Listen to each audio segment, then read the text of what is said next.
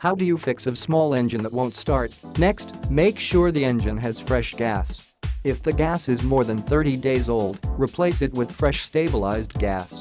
Next, check the air filter to make sure it's not clogged. If the tank has fresh gas and you've primed the carburetor and set the choke, but it still won't start, it's time to remove the spark plug. Click the link in the description to get this product today at the best price.